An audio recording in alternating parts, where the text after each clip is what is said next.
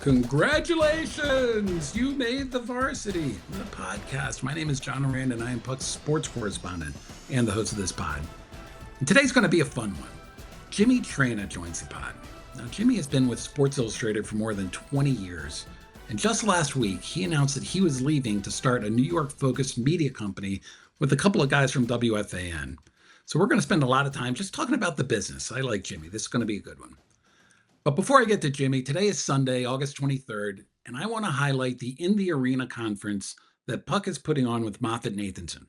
It's going to be held October 1st in New York, and we have a stellar list of speakers, including the head of the NCAA, Charlie Baker, and the head of the SEC, Greg Sankey.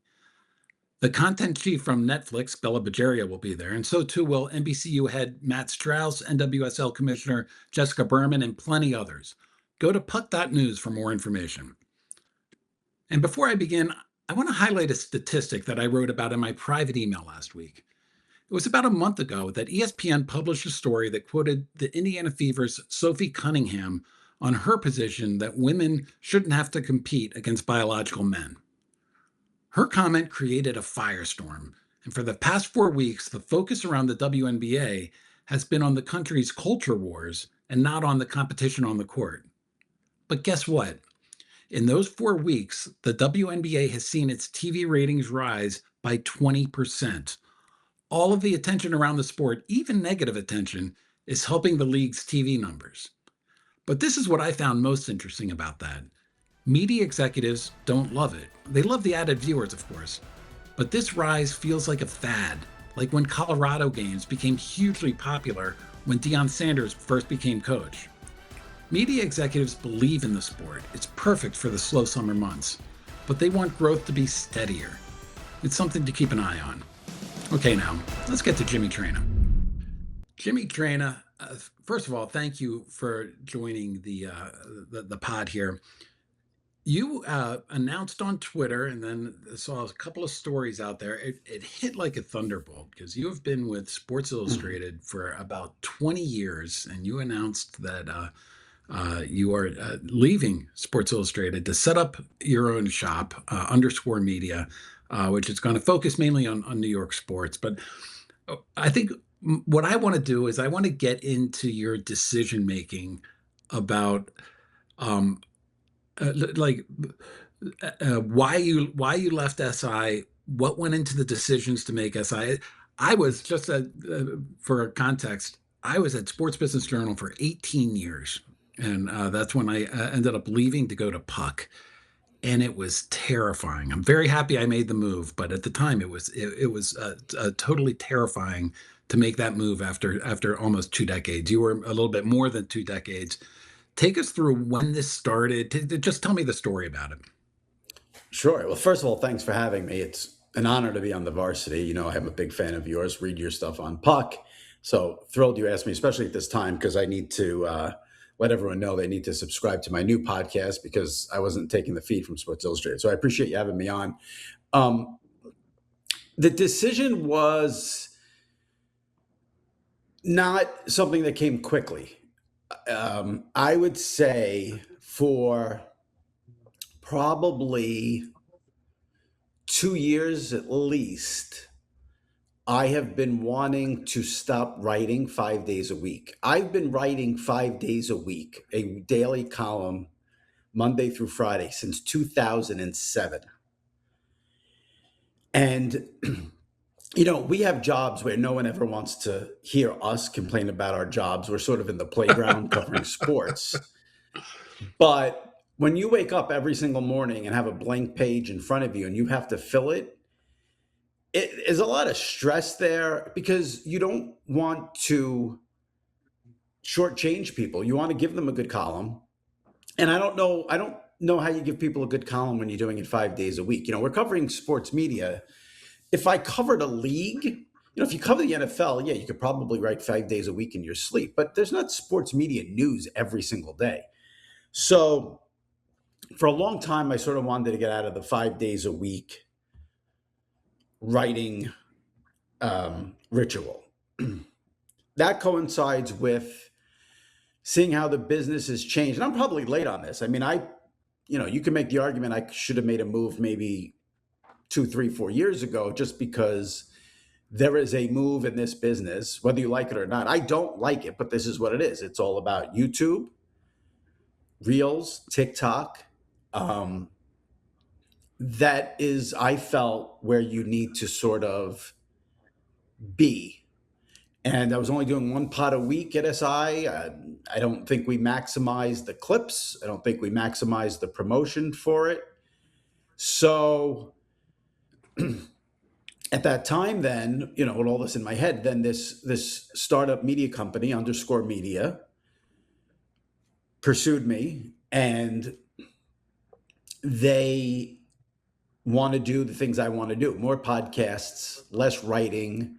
The days of trying to get Google search, SEO, headlines, like those days are over. There's other revenue streams now, live events, watch along, stuff like that. I'll probably be doing those.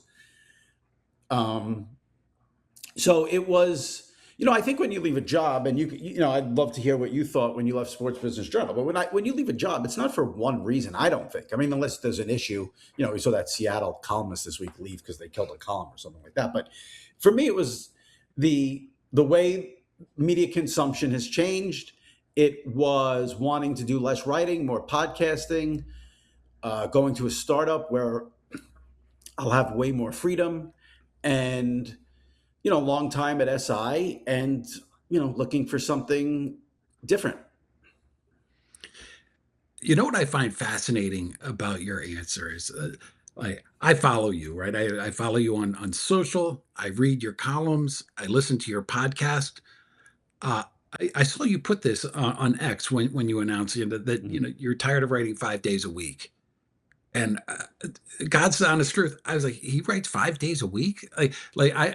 See, You seem to be, you're known so much more for your podcast, it seems, right. and for your social feeds, it seems. When did that change? When did you sort of notice? Because I'm sure I'm not unique in viewing you that way. When did Right. you get that sense that it changed? Well, first of all, I'm happy to hear you say that, because that sort of justifies the move that I made.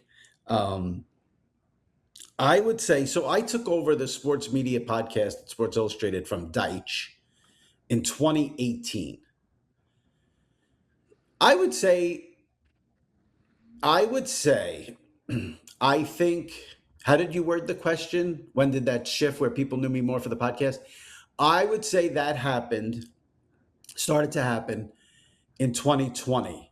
And bizarrely enough, not a good phrase here to use, but thanks to COVID. Because before COVID, we didn't post video of my podcast. It was audio only, Apple, Spotify, etc. Then COVID came, we all became trapped in our houses. And, I feel like this is a majorly underrated media story. It was COVID that made everyone become video podcast people, because we started doing them on Zoom. Before Yeah, and in COVID, I fact, would be in a even beyond that, studio. it was COVID that made people accept video that wasn't from a billion-dollar TV studio. It's like, oh, you Right. know what? And high I quality. can Right. take exactly. I can take a Zoom Yeah. interview, or I can take like, Yeah. and you're even seeing that show up now on ESPN and Fox. Mina Kimes from her kitchen sometimes calls into Right. to NFL Live. Yeah. So the podcast before COVID, I'd be in a studio in the SI office, excuse me, and the guests would be on the phone. I haven't done a phone interview. I can't remember last time we did a phone interview. Now every interview is on Zoom, or we use StreamYard.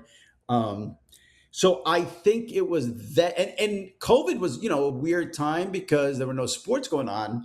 So I think I got a little bit outside the box during COVID. I had Steve Sharippa and Michael Imperioli on one episode to talk about their Sopranos podcast.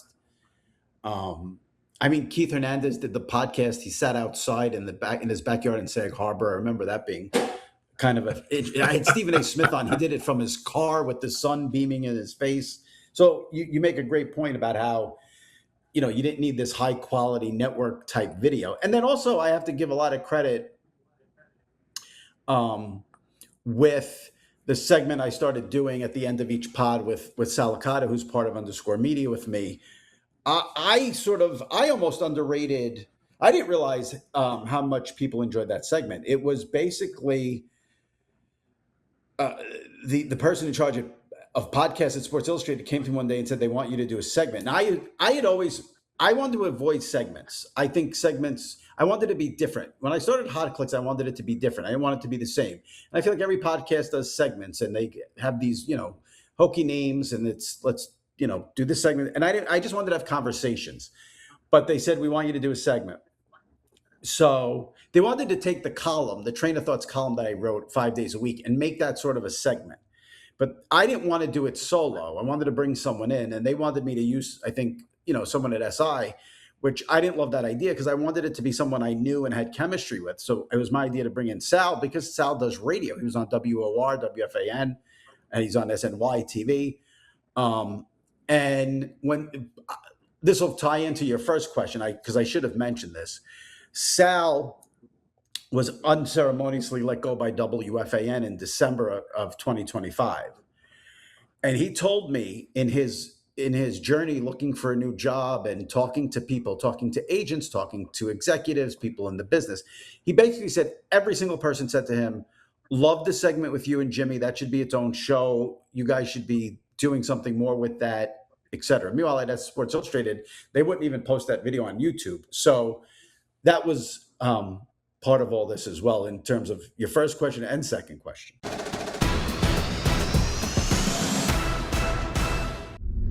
When I left Sports Business Journal, Puck was only a couple of years old, and I knew what Puck was, but it was just kind of new. And I have to say, like, I'm old school. Like, I prioritize Right. brands, and so the idea of like Sports Illustrated of 2026 certainly isn't the Sports Illustrated of 1996. Everybody sort of knows that, but the Sports Illustrated brand still resonates with like something like sort of deep inside of me. Um, Yep. I'm convinced that one of the reasons that it was tough to leave SBJ was the SBJ brand. It's been around since the 90s. Right. I feel like I helped build it up. And it was difficult to leave that. Um, you're leaving Sports Illustrated to go to something called Underscore Media. Yep. Walk me through the pitch. How did they talk you into doing that? Well, the person behind Underscore Media, Steve Hirsch, he runs a firm, a media and PR firm, Hirsch Leatherwood. They've done PR for the Mets. I know they have some connections to Omaha Productions, which is obviously huge in our business. And the pitch was really, they wanted me. They wanted what I've done.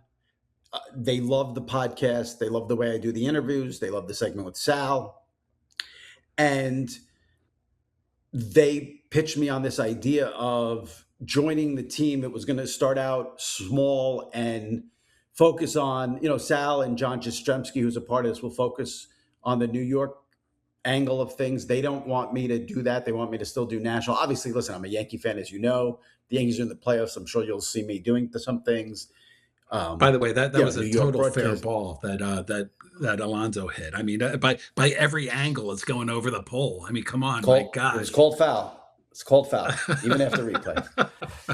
Replay Not said quite to foul. Jeffrey Mayer levels, but still bad enough. No, But no, anyway, I definitely interrupt. not. Go ahead. Yeah. Definitely not.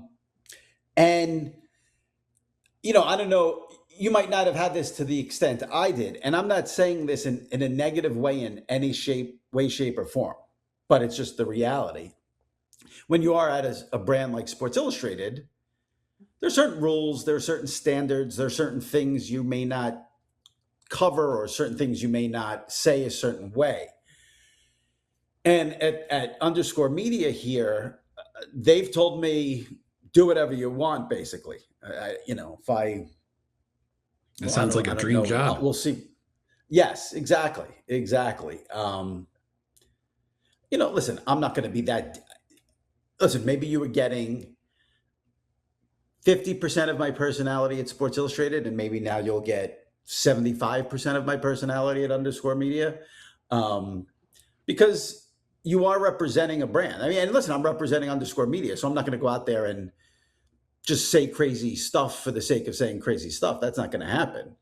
But I can sort of push the envelope a little bit more, which appealed to me for sure.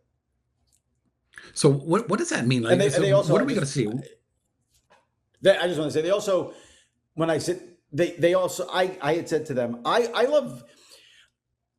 complain about the podcast because I book it. So people, but when I do this, when I just have the conversation, I love this.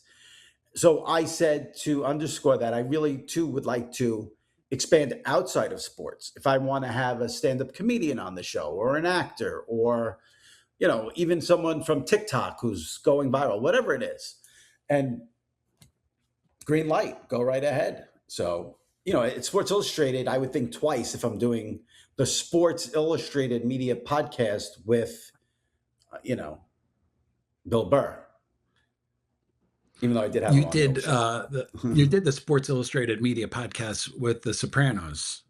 Was Yes. that hard to push through, or did you just do it and like ask for No, forgiveness because it was later? during. No, well, listen, it was during COVID, so anything went during that time period. Number one. Number two, I want to be clear. No one from Sports Illustrated ever came to me and said you shouldn't have that guest or you can have that guest. But I could see in the way things got promoted or not promoted, if you didn't have a sports guest, it might not get promoted as much. All right, so I'm going to try to pin you down on underscore media. Uh, How Sure. often are you expecting to do the podcast? How often are you expecting to write?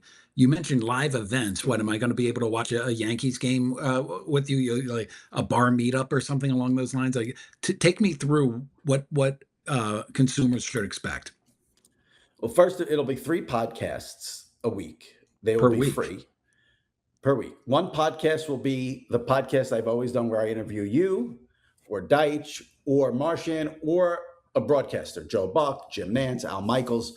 The same exact pod, the same exact interview that I've been doing since 2018. That will be one episode. There'll be a second episode that will be the train of thought segment that I was doing with Sal. We're going to do that as just a separate episode. And that segment will be the same as it was when we did it at Sports Illustrated. Nothing changes. The only thing that could change is we can go maybe slightly longer. We used to stick to like 20, 25 minutes. Now maybe we go 30, 40 minutes. So that doesn't change either. And then there'll be a third episode that'll be sort of like a wild card. It could be just me talking about sports media news of the week. It could be another interview. It could be anything. It could be someone outside of sports, inside of sports. We're going to see how that goes. And I'll be doing a newsletter twice a week covering sports media. And in terms of live events, we haven't sort of hammered that out. I don't know if it'll be me in person or like Zooms or something like that for subscribers. But I'm sure Sal and I will probably do a live podcast somewhere. We've gotten a ton of requests because Sal and I are both from Long Island. My listeners are like, do a live podcast from Maureen's Kitchen, which is this famous breakfast place on Long Island. So I'm sure you'll see us do something like that. I wish I could give you like a more declarative answer on that stuff, but my focus right now is on the pod, which will be all on YouTube as well. I think the show with Sal, we're going to do that live on YouTube, and then obviously it'll be on Apple and Spotify. YouTube's obviously going to be a huge part of this for the interview I do and the show with Sal.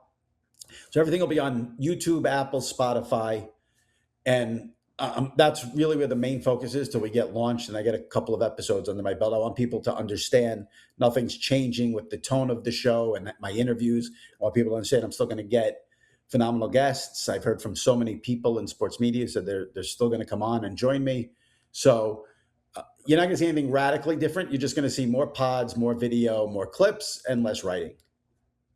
And what about a start date? When should we expect this to come out? I think our official start date is September 8th, which is the day before the NFL season, because you know this, in our business, everything revolves around the NFL season.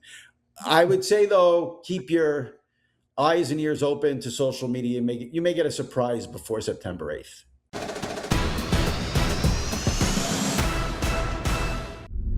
This is going to be my favorite question because I'm going to talk about how you disappointed me so dearly Uh, I you can't wait to hear you this. your time at Sports Illustrated, you put yourself out as like the everyman, and you wrote a column, and you came out. You had opinions, and you specifically did not attend events. You specifically did. I think you did talk to some PR people, but they had no idea what to do with you because you weren't like Right. Marchand and you weren't like me, sort of calling. Right. And then every August, CBS Sports holds a NFL meeting, and I go all the time because the executives are Where there, were the you talent are this year? there. I missed you. Oh, you know what? I was out in California this year, yeah. But one year I look up and there's Jimmy Traina. I think it was the first time I'd Right. ever laid eyes on you. I said, "What are you doing? You're not the type of guy that should be walking Right. around this whole thing." Um, I just want, but I Can I do want to like, I do want to can I talk tell you about whose your fault that is? persona. Yeah, But can I who? tell you whose fault that was Richard Deitch's Yeah, fault, and I'll tell you why. of Because everything course. you say It there is always comes back accurate. to Deitch. Yeah, yeah. Everything you said there was accurate. And then when Deitch left in 2018, when he left Sports Illustrated for The Athletic, the bosses at Sports Illustrated came to me and said they wanted me to do more hardcore sports media coverage because I was taking over the podcast and his column was going away. So, and that wasn't a problem for me. I had no, because I love sports media. I can talk about the announcers and the broadcasters and scheduling and all that stuff. So I was honored and thrilled that they asked me to do that. And that's why then I started attending those events and getting out there a little more. Is that a good answer for you? Am I forgiven or what do you think? Oh, you're forgiven because you still Okay. maintained this sort of like everyman bit, but Right. you sort of got out there a little bit more to a Yeah. way that really did Yeah. surprise me. But I do want to talk about like how that, because if you're writing 5 days a week as the every, it's hard to maintain that hey, I'm just a guy watching sports on TV and let me write about it. How were you able to Right. maintain that? Because I think that there have been subtle changes from when you started to where you ended. But you still have been able to maintain that persona, I think, in a pretty cool way. I appreciate that. I'll tell you what the trickiest part is by far and away. And you know this as well as anyone in this business. If you write a column torching an announcer or torching a broadcast or torching a network, you can get page views, no problem, traffic, attention, engagement, all that stuff. It's not difficult.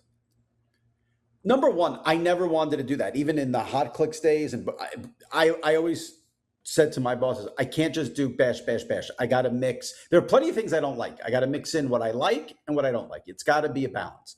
But in terms of writing negatively about people or networks or broadcasts, I then have to turn around and book these people on a podcast.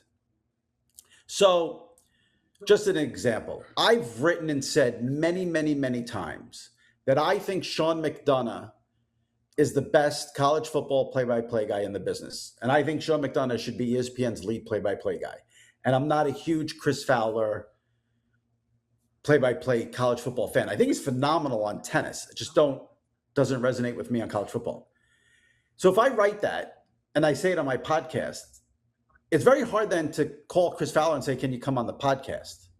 That was the tightrope that I had to walk that was extremely difficult. In terms of staying sort of as like Joe fan, that was never difficult to maintain because Sports Illustrated never tried to change me from that way. So when I would, bitch and complain about streaming all the time, no one ever said don't do. Like that was how I felt. Like I never lied, I never made up stuff. If any complaint I had was legitimate, and I think, you listen, you hate talking about yourself like this, you just end up sounding like a jerk. But I think I maintained my authenticity throughout my entire tenure at Sports Illustrated, and I think that's what the key was. All right, so I'm going to ask you a question, and the answer to this question is going to be the rise of social media and the rise of video, like you talked about. But so I don't want to go to that sort of like obvious area because, of course, Right. uh, from when you started in 2007. to right now in 2026, how has your like writing changed or opinions changed? Like what's different about you beyond the obvious differences that we see every day in media? Well, I will say, the older you get, I tried to be a little more careful in how I would rip people, because these are people who have here. I never. This is the honest to God's truth. I never really thought any networks or executives were ever reading me or listening to me. I never knew that. I never thought it. And it would be Marchand and Deitch who would say to me, "Oh, this executive said this, or this person said this." And I'm like, why are they paying attention to me? Who the hell's paying? Like, why are those people paying attention to me? I thought it would Hang just on, be the I got to typical interrupt you sports for a fan quick who, second. Give me yeah, this. yeah, Give me the yeah. story. When was the first time you realized, like, my goodness, Sean McManus, the head of CBS Sports, might read me? Well, I remember someone had told me that Bob Costas was ripping me to them, and said something like, Sports Illustrated used to have this great media writer, Richard Deitch, and now they have this guy, Jimmy Traina. He's terrible. Because I would write negatively about Bob. So, and I was like, wait, Bob, like, if you would have said, here's $1 million, do you think Bob Costas knows who you are? My answer would have been no, every Yeah, time. and I Like, always why like would to say, Bob Costas? what would Yeah. the 10-year-old Jimmy Traina think if like he knew that Bob Costas was taking shots at him? Well, I mean, listen, this is going to be inside New York here, but obviously growing up in New York, I listened to Mike and the Mad Dog every single day of my life. If you follow me, you know that I have this sick obsession with Mad Dog. I think he's so entertaining, and now the nation has come to see him on First Take. But a couple of years ago, I went to his 65th birthday party. That was the biggest trip for me mentally that I've probably experienced in this, but even so, like, even last week when I announced my resignations, like, the people who called and texted, I was just blown away. Because again, like, I'm still of the belief that, like, when I tape my podcast, I swear to God, this is the truth. And maybe it's changed in the last maybe 2 years, but up until 2 years ago, I would go into it when I hit record. I don't think anybody's listening. Like, maybe like 6 people who enjoy my work are listening. Like, I would see the numbers, but like, I would never think that people in the business are listening. So I tried to be more. Listen, if I didn't like someone, I didn't like someone's work. For instance, when Netflix did opening day, I mean, I destroyed them in a column. Now, in the back of my head, I'm like, well, if I have to get a guest from Netflix on the podcast, that could be tough, but I can't let that stop me. I've got to, and I didn't make it. You see so much viciousness on social media. I try not to be vicious. I try to just critique the performance. Um, and that was probably the last one where I really went to town ripping, and people, like, someone from Apple was like very upset that I called the Netflix broadcast an embarrassment. I'm like, well, it was an embarrassment, so I don't know what to tell you. Like, Wait, somebody she's from like, people Apple working was hard. upset by that? Like, one of the sideline reporters that does the Apple TV Mhm. Friday night game that nobody in America ever watches, was very upset because I said the Netflix opening night telecast Yankees Giants was an embarrassment. She's like, people work hard. There's producers. I'm like, okay, well, I'm not saying they don't work hard. It's an embarrassment. I have found, Jimmy, that if you're critical and you're honest, people respect that, and that people will want to come on, and people will want to come on and try to change your view of things, Yeah, and it might not make it easier, but right.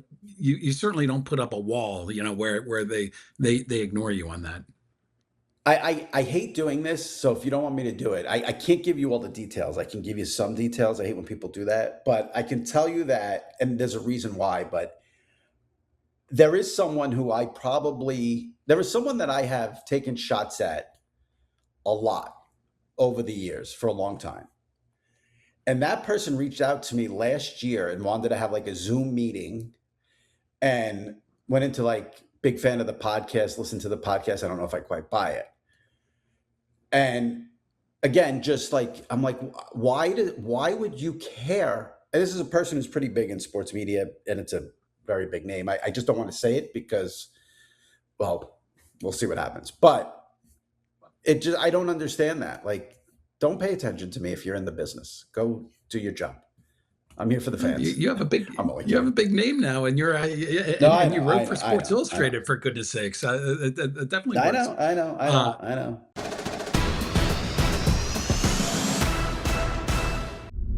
You wrote about Netflix and their opening night game, and you weren't the only one that was.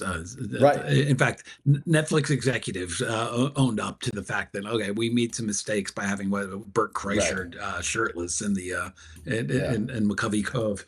Well, Um, how about they missed the they first? They missed the first ABS of the season on top because of they were it, interview. what were they They were talking doing a about that? sideline interview. Yeah, They have since done the Field of Dreams game, and they have since right, done the Home Run Derby. In my estimation, those all both appeared to be regular baseball games that you would see on right, TV. Not right. neither great nor terrible. What was your view? Did they have they come back? Well, I didn't watch either one of those because I wouldn't watch Home Run Derby if you paid me to. It's just not a real It event, was so I can't exciting watch this year. fake It was events. good. They had like the Okay, local hero on there, Schwarber, and yeah. there's nothing on the line. It's not like what's the payoff? I need there Just to be like I entertainment. need there to Yeah. yeah. I don't know. And then Field of Dreams, I was watching preseason football, and I had when I did Deitch's podcast this week, I said that I think the Packers played the Steelers on the NFL Network last Thursday. And that was the night of the Field of Dreams game on Netflix. And I brought up, Deitch had a roundtable, and I said, I think the NFL preseason game is going to beat the Field of Dreams game. And I got scoffed at, scoffed at. And what Wait, who happened? Steelers, scoffed at Packers you? beat the, I think it was, well, Deitch for sure. Well, John Deitch, of Lewis, but course, he owned yeah. up to it John Lewis gave me credit on Twitter. Uh, But you had a Netflix game featuring the Minnesota Twins. So I didn't think people were going to turn out in droves for that. And then you combine that with the fact that the week before, that the Panthers and Cardinals got 7 million viewers for the Hall of Fame game. So I just thought that NFL Network game is gonna beat the Field of Dreams game. And then that's what happened. So by the way, I that's the tip my number cap to that gets myself. me is that Hall of Fame number. 7 million people tuning in to see one taxi squad play the other taxi squad. Yep. Think about any of these other leagues that you mentioned, baseball, basketball, to get 5 million for a regular season game, much less a preseason game, is something that Right. they would kill over. Right. So that's a pretty easy bet, I think. Now, what do you think is going to happen? So when the NFL season starts in September, so now it's going to be a year since the new Nielsen measuring system. So is it safe to say now we're not going to see all of these increases for this football season because they enjoyed them last football season? All right, so I don't want to get too in the weeds on this, but the Okay. NFL on Thursday had a press conference where they publicly bashed Nielsen because Nielsen made a couple of little tweaks and changes to the way that they count. And Did they if you bash them read last between the year when they made lines, the tweaks and changes and gave no, them absolutely plus not. 30? Yeah, they were all for those Yeah. changes. These Yeah. ones, they're not necessarily. Yeah. And so if you read Yeah. between the lines, and if you've covered this for as long as you and I have covered this, that would suggest Mhm. that the numbers this year might not be up to snuff for the numbers Right. for last year or the numbers before. I always, people talk about the Super Bowl ratings and the Super Bowl viewership, and it's up around like 130 million now. And let's say it loses 30%. Yeah, let's say if it's down 30%, and it's at whatever that is, a million, 100 million viewers. That's think of what on TV gets 100 million viewers. Like Nothing. even a drastic drop like that it's still going to show the Oh, yeah. power of the NFL and the strength of the NFL, not just as a sport, but just as an entertainment vehicle. Right. Well, that's why I thought that 7 million number was significant for Cardinals. I mean, you didn't have like the Steelers or the Cowboys or the Chiefs. Like it was Cardinals Panthers. Yeah, and it wasn't even players Mm. that you knew Right. that were going forward.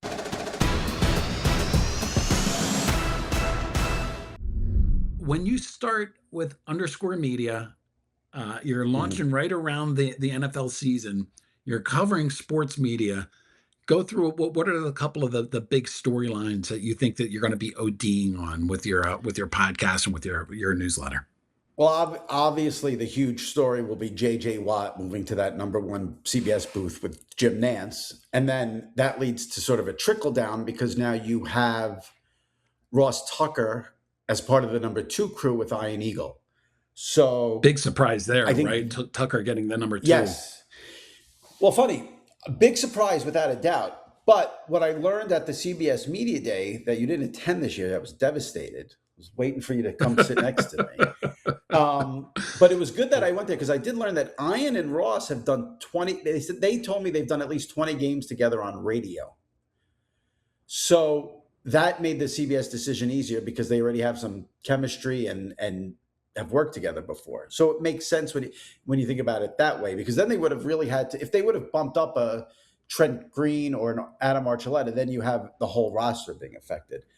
Yeah, with all due respect, I I think so highly of Ian, as I know you do too, that you could be Yeah, in the booth with Ian, and it right. would be an acceptable number two. He is among the best play by play people in terms of making his analyst look good and be effective. Without a doubt. Without a doubt. And I think people are going to really like Russ Tucker because I've heard them on the radio. And Russ Tucker has good personality. He's not just X's and O's.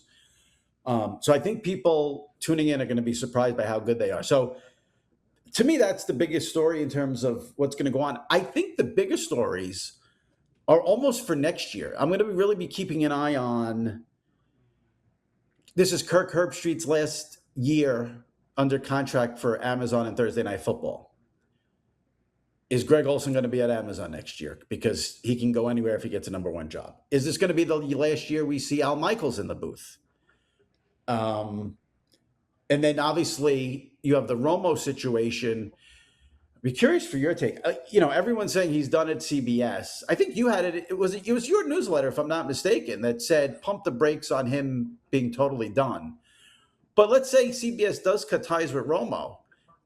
I could see Amazon hiring next year if they don't get Olsen, or you would think. I don't think he's out of the business for good. What have you heard about that? America loves second acts, my story was less about pump the brakes on Romo. The people I talked to said, "Look, I've been 100% he's not coming back to CBS, and I still Right. believe that." And they said I Me should too. Me too. downgrade to 90 to 95% because certain things could happen. What if Donald Trump decides to make this a pet project, and he puts out on Right. Truth Social, "Hey, we think Right. Tony Romo should stick around."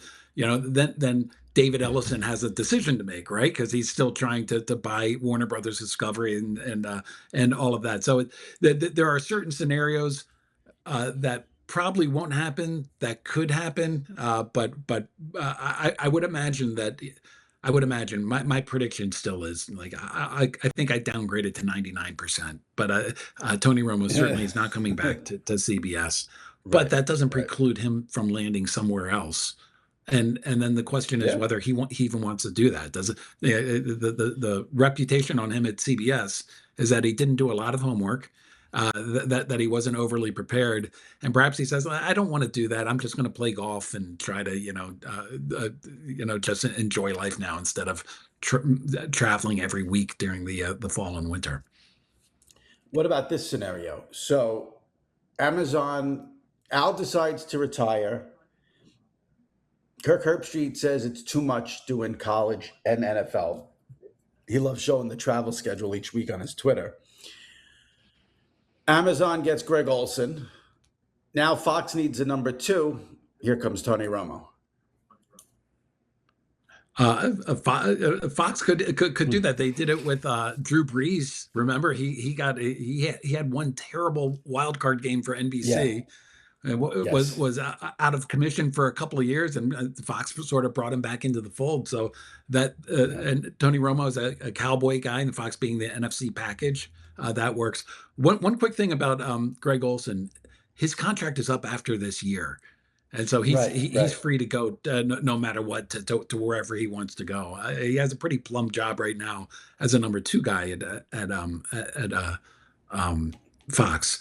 Right. And then the other thing that I know but Troy Aikman and Joe Buck, their Yeah. deals are up after this year as well, after the ESPN Super Bowl. So I can't imagine Jimmy Pitaro letting either one of those two go. But Right. just the idea that they're up and the idea that there is going to be these musical chairs does add that into the mix, I think.